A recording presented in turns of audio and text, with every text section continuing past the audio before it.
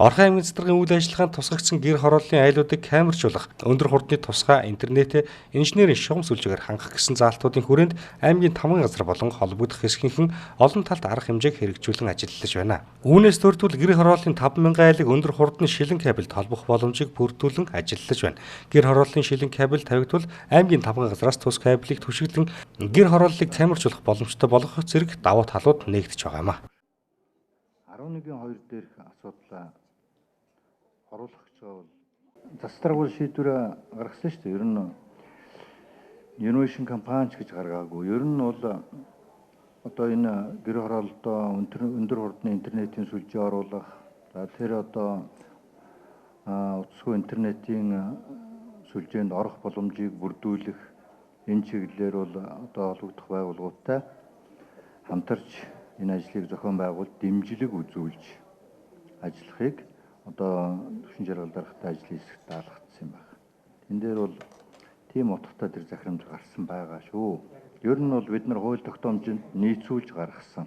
Тэн дээр одоо нэг компанийг онцолж барьж тийм застрагын захирамж гаргах тийм эрх зүйн үндэс байхгүй.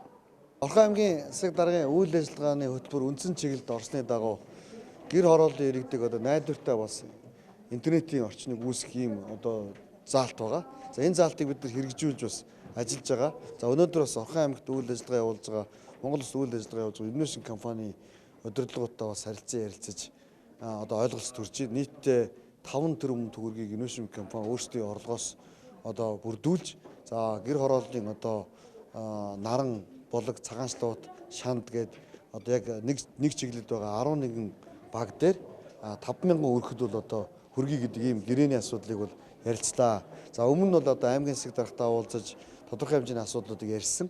За ингээд бол ажлын хэсэг байгуулагч миний би ахлаад ингээд ажлын хэсэгт бол одоо мэргэжлийн байгууллагууд орж ажиллаа. Орхон аймгийн засаг дарга өөрийн одоо хуулиар хүлээсэн эрх үүргийнхээ дагуу энэхүү гэрээнд бол хамтарч ажиллана. Орхон аймгийн засаг дарга бол нийт иргэдийнхээ эрх хэсгийг одоо хамгаалсан гэрээг бол байгуулна. За тэрнээс одоо нэгэн компани үйл ажиллагаа дэмжин гэрээг бол байгуулахгүй. Нөхөн төлбөр нэхэмжлэх хэрэгтэй.